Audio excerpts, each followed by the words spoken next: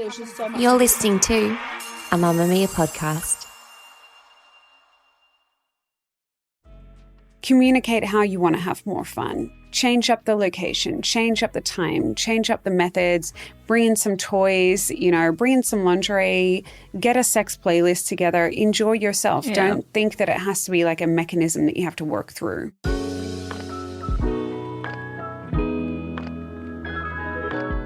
She is a psychologist, sexologist, a scientist, an award-winning researcher, and the author of The Sex Ed You Never Had.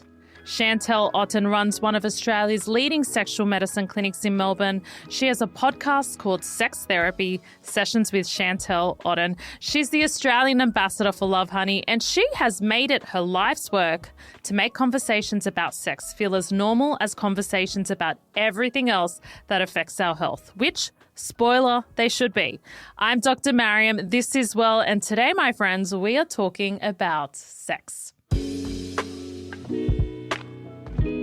I want to start off with a story for the Mamma Mia office starting this week. So one of our hosts heard you were coming. Everyone's super excited that you're here, by the way, naturally. And they're like, oh, Chantelle, I love her. It's the type of content I hope my daughter watches and learns about sex and sexuality. What do you say to that? And that you are seen as the go-to sexologist for females, not just females now, but for the next generation of women. I hope that the content that I make is for everyone. It's such a joy to hear that. Yeah. I've put a lot of effort into making free content for people so that they get the sex education that none of us really got. Yeah. I feel like it's my duty of care. I was very lucky to have a family where we were able to talk about sex a little bit more openly. So to be able to pass that on to other families is it's so special. And I hope that my content's not just for fams, but for, anyone and everyone who wants to see it. How would you describe to randoms what you do for a living? I'm doing it a lot right now because I just moved to New York a few months ago and no one knows anything about me, which is so great.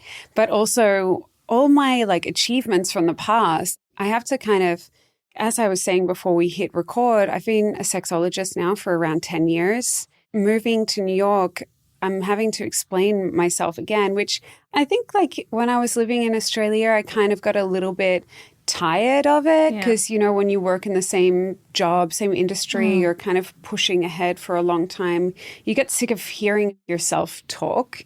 Now I have to find that juice again. And I think the way I would explain myself is my background is in psychology, and then I studied science med. I initially became a research-based sexologist, so I kind of studied patterns across populations, and I came up with stats and put them into publications. Now, I've been a psychosexologist, so not like psychotic, only sometimes, depending on my luteal phase, but I work with the biggest sexual organ, which is the brain, and I help people really understand almost like a sex detective, I would say. I love that. I meet people, I hear about what is happening for them in their sex lives, what they want to improve on, and I put together the pieces of the puzzle for what they need. So it's kind of like looking at everyone, individuals and populations from a psychological point of view, a biological point of view, so what's happening in their body, sociocultural, so what's happening around them, of course, very prevalent for what's happening in the world right now, but also religion, culture, background. Massive influences, Yeah, and then interpersonal, so what's happening in their intimate lives, not just with a partner or, dating, but in their friendships, in their community. Do they have a solid community around them? And I really try and build people up from foundation upwards. Sex is actually often the last thing I speak about in my sessions. Wow. What would you say is the biggest misconception people have about what a sexologist actually does? Back when I started my clinic, I had just moved back from Amsterdam because that's where I was living and studying, and I had platinum blonde hair. I looked so young. I had to kind of change the way that I looked to be taken seriously. And I dyed my hair really dark. I wore really baggy clothes.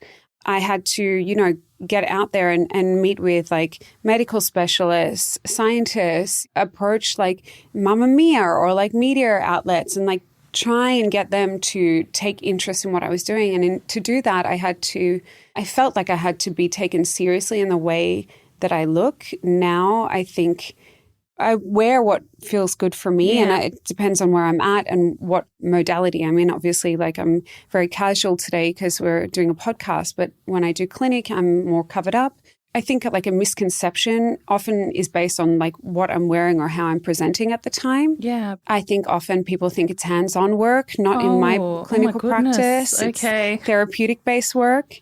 I think that people believe it's risque, and I'm going to be talking about really things that make them feel uncomfortable, whereas I feel like as Chantelle, my job is to make people feel really comfortable around me, and I kind of try and ease conversations into a place where people feel seen, heard, validated by their experiences.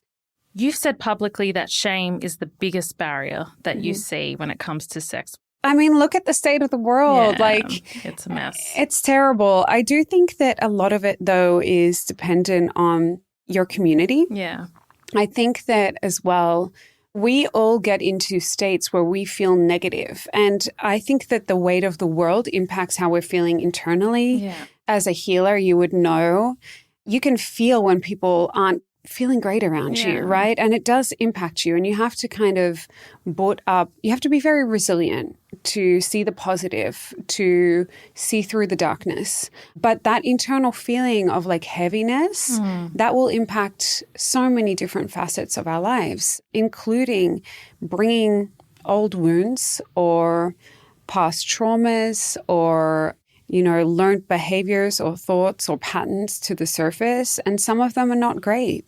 We can project a lot of ourselves onto others, and that projection, it gets hard to combat it when everything else around you feels so dark. Yeah. And, the state of the economy, it's rough. People can't afford to be seeing therapists. People are leaning a lot into AI for therapy. But of course, that's also taxing as well. It's not really teaching you new things. It's just spitting out a lot of knowledge. And you have to go, is this correct? Yeah, and it's not personalized. Well, it's not nuanced. Yeah. So it's personalized because it's to you, it's your AI, but it's not. Your AI can't see the way that you flinch or the way that your eyes look down or like the way that you're seated and your capacity to lean into your own personal development.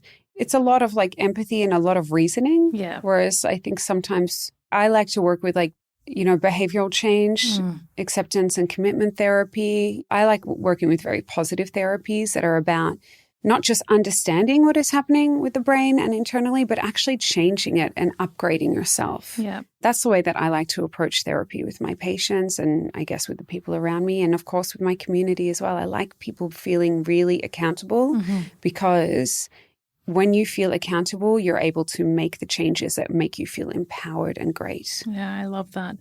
What is something that you wish every adult understood about intimacy and desire? That's such a great question. I wish that every adult knew that it's not always smooth sailing. Yeah. Yeah, it's going to be challenging. There are going to be highs, there are going to be lows, there are going to be limbo periods, there are going to be maintenance periods. It's not always great. It's not always good, but good is good enough, you know? Like if you have good, you have a really good foundation to work off. If it's bad, then, there are people like myself that you can turn to talk about things because, like, I've heard it all. Oh, I hope I actually haven't heard it all, but I've heard a lot, like. Is there common themes that you see in terms of intimacy and desire? Yeah, I think overwhelm is a really big thing. Yeah. You're a new mom. You Yes, totally get I get it. I saw your eyes just light up. I just feel like I'm overstimulated all the time. It's just like sounds and something to do, and it's just not like a switch that you can switch on. Yes, okay, I've got desire now. Totally. Yeah. And like if you're tired, if you're exhausted, and it's not just like new moms, it's like, I travel, like I get tired. If you're jumping on planes, you do forget that you're human, right? Yeah. Like we're all pushing ourselves so hard to achieve so much. And I think especially femmes, like women work super hard. There are other themes, like there's sexual pain. There is neurodiversity and sexuality that people aren't really talking about. I talk about it a lot because I am neurodiverse. I see a lot of like people of all genders and orientations who are kind of figuring out how their mind works and how that's going to impact on their intimate life. I think there are things like financial pressures and role pressures that come into sexuality. I think for penis owners, there's erectile dysfunction, premature ejaculation, performance anxiety, self-worth. Things are common across all genders. I think that we just need to actually, you know what? The most common thing is like we just don't talk about it enough. Yeah. Yeah. And that kind of leads into the next question. What are the most common issues women are coming to you with right now? And I think you kind of covered that. Would you say overwhelm is the biggest one? Yeah, I would say that's one of them. I think that sexual pain is another one. I think that desire. So desire is like the wanting for sex. Yeah. Arousal is like the way that the body reacts to sexual stimuli. So that can be like lubrication. That can be nipples getting hard. It can be your body reacting to sexual touch or intimate touch. I think that probably like not knowing what to do in the bedroom is a really common one that we don't speak about because everyone thinks you're meant to know. Yeah, right. Like, where are you meant to be learning? No one gives you a handbook on sex. You just I watched American Pie when I was younger. Yeah. Like, it was like porn and American Pie. Yeah. And I was like, this guy. And porn these days isn't very educational, is it? I don't think it ever was. Yeah. It's like, is this what it's meant more to educational be like? now. Like there are definitely educational like porn websites now and like a lot more nuanced pornography. People aren't really seeking that out as much. I just think, and that's kind of why I wrote my book, because it was really about sex ed for adults. It's called The Sex Ed You Never Had. Yeah. It's also like body changes and like contraception and hormones. Like I talk a lot about PMDD, premenstrual dysphoric disorder. That's having a real, moment online in terms perimenopause. Perimenopause. Well. Talk about it a lot. Yeah. Would love to talk about it more. Actually, I find it a really fascinating topic. My first research article that I won an award for was on sexuality for those who this is going to be quite a mouthful, but like sexuality for those who had bilateral salpingo ovarectomy. So their ovaries removed for the prevention of breast and ovarian cancer, which puts you into menopause early. Menopause, surgical menopause, Yes. And that was my first research article when I was like 24 years old. I need to like do it again because people still aren't talking about that. Or like cancer and sexuality, medications and sexuality. Like there's so much to discuss. Antidepressants, that's a big one. Antidepressants, there are great ones, like great anti-anxiety and antidepressants on the market now that won't impact your sex life.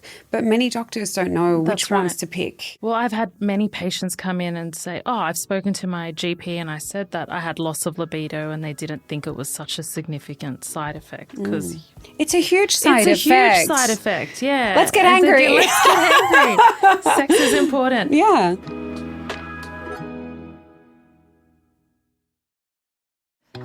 I'm Kate Langbrook and I host No Filter. Celeste Barber. Hi. Welcome to No Filter. It's nice to be here. Yeah, today we're diving into the world of G-Flip.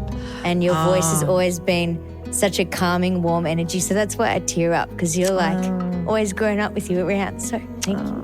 Sally Hepworth, what a absolute jewel you are in the crown of artists. Oh, thank you. This has been lovely. Today, we're talking to Rosie O'Donnell. I just want to tell you, this is one of the best interviews I've ever had.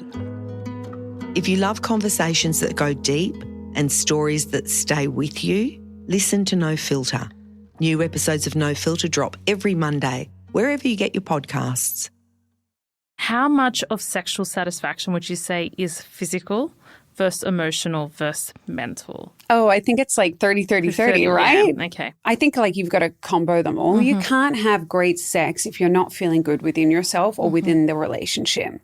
If emotionally you're suffering, maybe sex will help heal you, but maybe it won't as well. I think like if we change the definition of sex, we can have a much more like broader perspective on this. Like people think sex is about penetration and orgasm, whereas sex is like an umbrella word for all the things that are under the sexual umbrella. I love that. Yeah, it's like it's touch, it's play, it's teasing, it's flirting, it's oral, it's fingers, it's toys, it's just spooning, it's skin on skin, it's petting each other, it's rolling around, it's different locations. You don't have to have a full 3-course meal where you have entree, main, and dessert. Cool, you do that a couple of times, then you know what to expect. It gets boring. It's like having the same meal when you go out for dinner at the same restaurant every single time. You're not going to want to go back to that restaurant and get that 3-course meal. You've got to break it up and get creative. Yeah. I often tell my husband that sex starts before the bedroom. Do you agree with that? Yeah. Like we said, it's not just a switch where it's like, the kids are down. Let's just get in the bed and have sex. Like for me, it's like, okay, I'm carrying the mental load, the emotional load, the physical load of the house. I'm exhausted. I'm overwhelmed. I can't just, that's it. I'm aroused. I'm ready for sex. That's not how it works for me anymore. Maybe like 10 years ago, I could do that. But now like things have changed physically, hormonally, and my situation's so Your different. circumstances. Yeah. But then you need a bit of a reset before, sometimes you just need to put some things in the diary or say like, when I say put it in the diary, you also can get to that time and be like, I'm not feeling it. I thought I might, but I'm like so dead. I know that is a big thing, right? Because like there'll be sometimes we're out and about and I'm like, babe, I'm feeling it. It's like, okay, it's going to happen today. And then the whole day of events, I'm just exhausted. I'm like, shit, I promised this man. Yeah. I think when you get those feelings, you have to be like, can we act on them right now? I know, but usually we're out and about. Well. I'll let you figure that out. Okay, no comment. Okay. So we put out a call out on our Well socials to say that we were talking with you, and we gave people 2 options. So submit your questions with your name or submit questions anonymously. Every single person chose anonymously, which I think is interesting in itself. But I want to run through a few of the questions that they put forward with you. That's so funny because whenever I say, put in an anonymous question, I have a lot of followers on my social media and people, sometimes if it's a good day, depending on how online's going on that day, sometimes I'll get maybe 50 or 60,000 people looking at my stories, depending on what is up. Yeah. And if I put up a question box that requires a username to be in it, the number of questions is lower. People are really brave though, and they know that everything is confidential. But if I put up an anonymous one, the questions go off. Wow. Okay, so let's get through these questions. So the first was, I can climax on my own or with toys, but I can't climax with a partner. Is there something wrong with me? No, I would say that there's a blockage. There's not something wrong with you. It's like performance anxiety. It's hard. Your brain gets in the way. It feels anxiety. It feels fear. It blocks it out. And it's like when I see people who have this exact question, they feel like, I can't orgasm in a partnered scenario. It's probably because they're not taking enough time. They're not relaxing into the scenario. When you have solo pleasure, it's a lot easier to get yourself to the point of climax because you know your body, you're relaxed. There's no one to consider. There's no pressure. It's all you. You've got a toy. You know where you're touching. Usually you're not exploring other parts of your body when you're self-pleasuring, depending if you're taking a moment of it or not. But you kind of skip the arousal process then and you go straight to the climatic experience a lot of the time. When you're in a partnered scenario, it actually takes 3 times the amount of time to get to that climatic state because there needs to be the right type of stimulation. There needs to be the right temperature in the room. You need to feel comfortable in that space. You need to be comfortable with the person that's there. You need to let them pleasure you. Okay, look up sex frequency music. Oh, there's a thing? It's a whole thing. Okay. It's so beautiful. You can flow and vibe with the music. Really great for the neurodivergent community. Okay. It just helps you get into a bit more of a relaxed state. Set the space, make sure it feels clean. The clutter is away. It's not grimy in there. You've got mood lighting. You don't want this overhead lighting. You don't want to be looking up into a light. You want to feel good within yourself. So maybe you have a hot shower beforehand and you put lotion on and you feel like you smell good and you're all warmed up already. For a lot of women, a lot of femmes wear socks. There's something about keeping your feet warm that actually helps you so interesting. With orgasm. Oh, okay. Yeah, it's such a fun fact, but so if you've got your warm feet, it actually helps with that blood flow as well. But yeah, there's not something wrong with you. It's like an easy thing to tailor. And if you listen to this episode and you try the 20 minutes and you try the different scenario and it's still not working, then just come see one of my team. You can do literally like probably 1 or 2 sessions and we'll get you to where you need to go. Yeah, love it. Okay. The next one is close to home for a lot of listeners and honestly close to home for me being newly postpartum. Is it normal to have zero sexual desire after children? Does it come back? This particular person has said they have a 4-year-old and a 1-year-old and there's just nothing there. From a medical perspective, what do you think? There's so many other factors at play. It's not just the desire and the intimacy part. It's the exhaustion. And then medically, there are things as well. Like a lot of postpartum females have things like iron deficiency, thyroid dysfunction, other things as well, or whether or not mental health is at play as well. So I'd also want to exclude the organic factors. But for me personally, I think it's the fatigue and making time for one another as well. That's a big thing. Like for me, like when we go on date nights, I feel so connected to my partner and I'm like, yeah, it's there. Let's do it. But when we don't do that, we don't prioritize that, then sex is just another job for me. And like role changes, your mum and dad now or like co-parents, no matter what your scenario is, this makes a lot of sense, this question. And absolutely, postpartum, you're going to have challenges.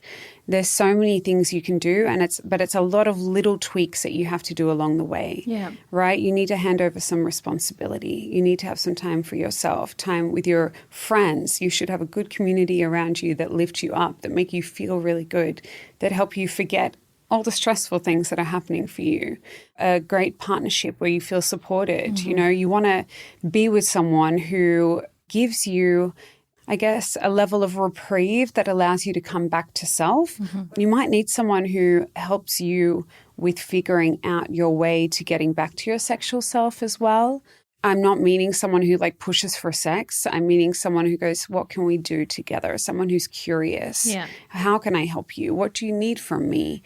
I think that curiosity about yourself is important, but like a 4-year-old and a 1-year-old, not only has your body gone through major stressful events with these pregnancies and having children, but you're still like recovering from your hormones and having 2 little humans that you have to take care of and that are your responsibility alongside like the postpartum changes. Yeah, mental health. I don't know what the case is there, but there's so many things that can be done to work through that. What do you do for like situations? Like for me, we have our little ones run into our bedroom, like someone's always sleeping next to us. Like how do you create an environment for intimacy when you've got little Boundaries. ones? Yeah. Boundaries. I love it. Yeah. Do you have them?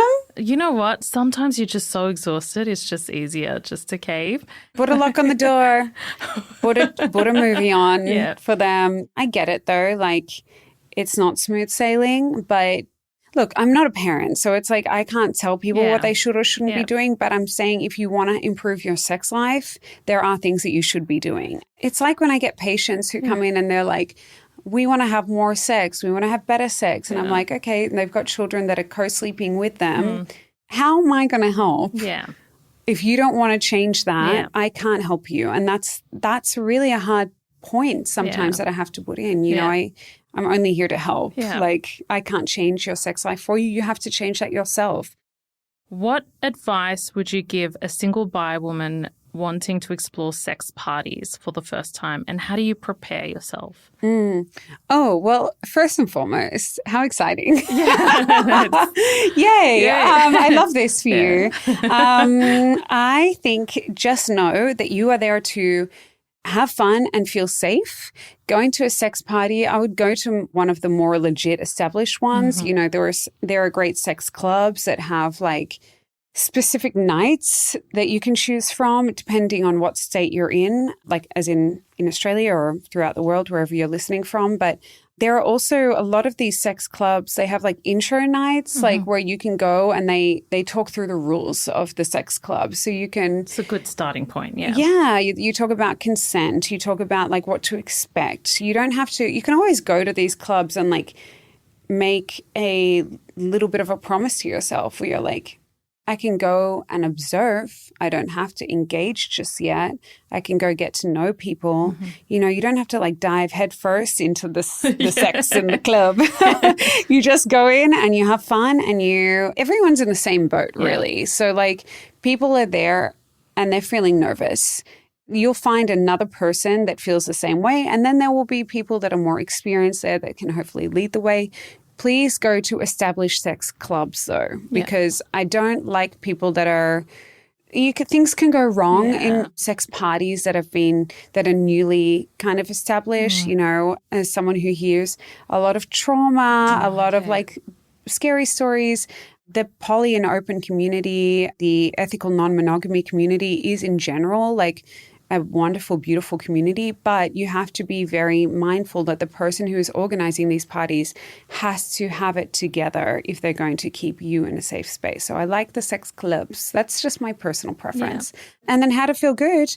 I mean, treat it as a date. What would you do before a date? You would have a hot shower, pick out something nice to wear, do your hair in a certain way. If you want to put on makeup, you can do that. Prepare some questions if you want to have conversation with someone. Like, don't get messy. A lot of sex parties and sex clubs are like sober. So, you know, there's no substances interfering. And I think that that's really healthy. And just know that if nothing happens or if you don't get a vibe, there's always going to be another one. Yeah. Plenty of them. They've been going on for a long time now. They'll keep going and you've just got to find your right space. Okay, I love that.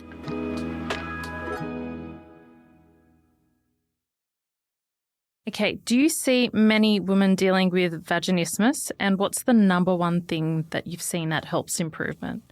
Yeah, I would say my clinic is like the bread and butter is vaginismus. Yeah. It's so common. Yeah. It's so underdiagnosed as well. I like to say vulva owners, not women, because I feel like there are plenty of people who have a vagina or a vulva that don't define themselves as women.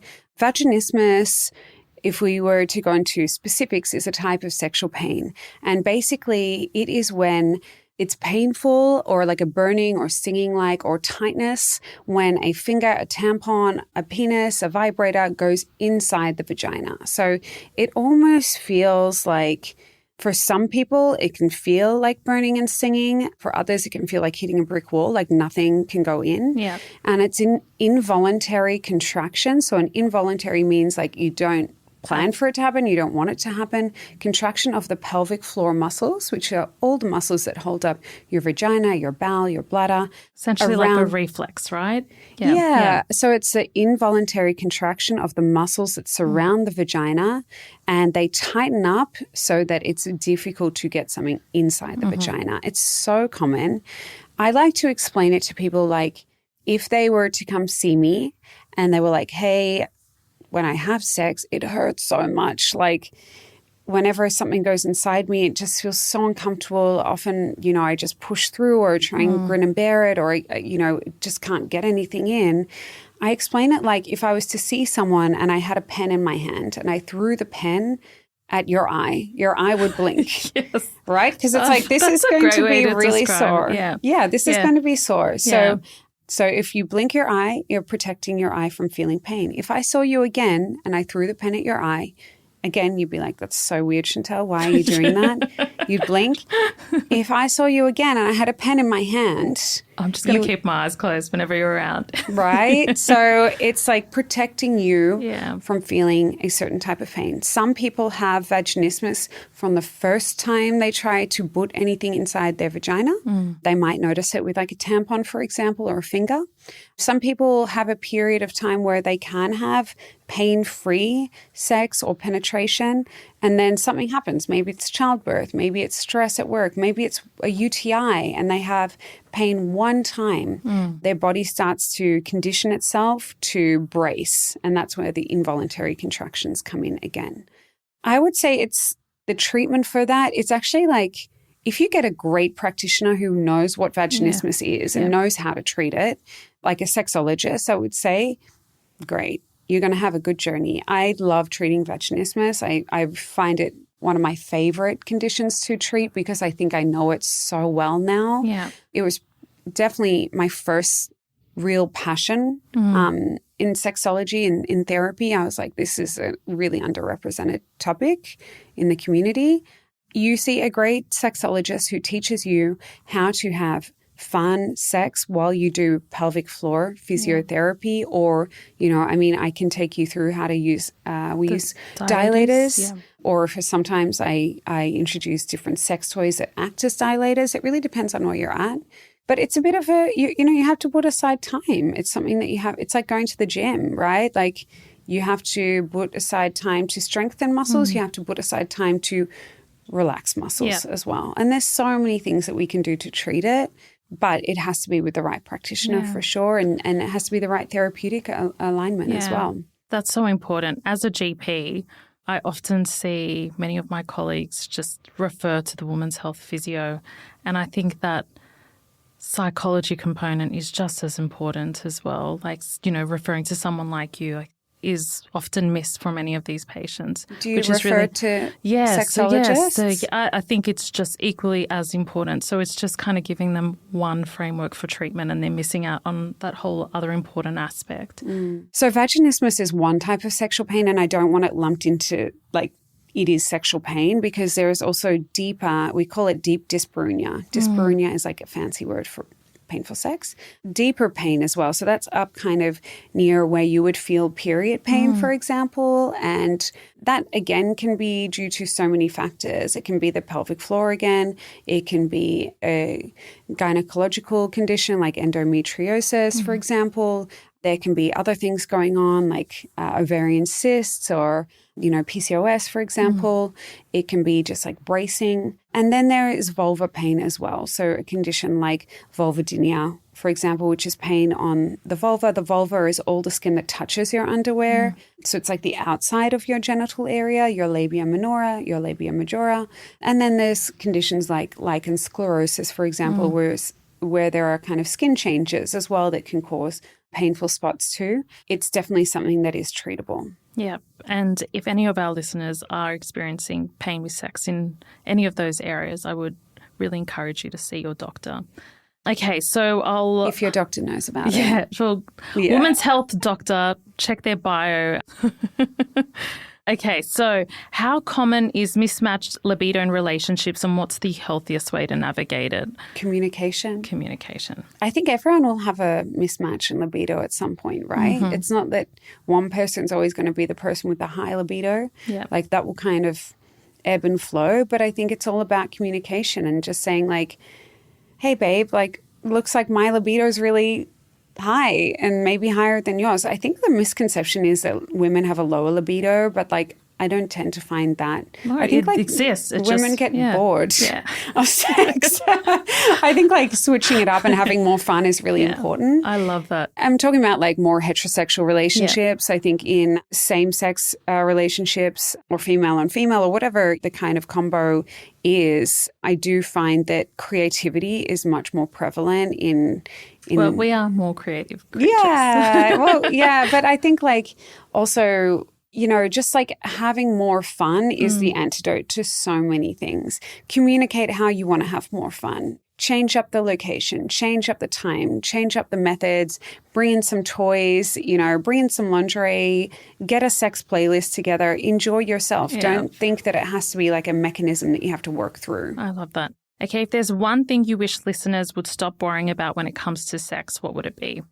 I don't know. For me, what comes to mind is like bodily function. Like it's like it's your body. It's meant this like sex is about flesh and it's like it's going to get messy and it's going to be like sweaty. There are going to be sounds or it's going to be smells, environments. Like don't worry about that stuff. That's normal because you're a human being. Yeah. Enjoy yourself. Like if you embrace that as part of it, go for it. I see that a lot, with different health conditions or abilities or body sizes, shapes, like just have fun. Like it's beautiful. You want to be able to lean in, accept yourself first, and then, choose someone who also like appreciates you and builds you up and set the expectation for your relationship that you're going to feel free and uninhibited in those scenarios and consensual, of course. Yeah.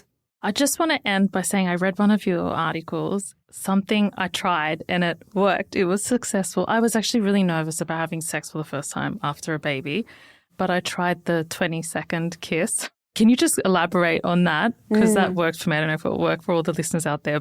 I think we've lost the art of kissing. You know, why don't we bring back the pash? Because that leads to all your endorphins being released, right?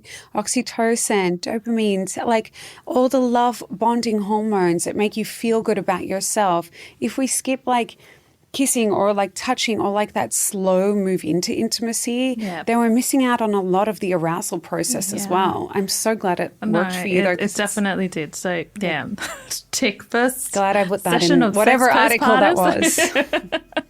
Thank you so much for coming in today. That was amazing. I have so many more questions for you, but for all our listeners, if you want to learn more about sexology, we'll link Chantelle's Instagram page. There's so many things there. She is just a wealth of knowledge, and we are so excited to have had you here today. Thank you for having me. I appreciate you.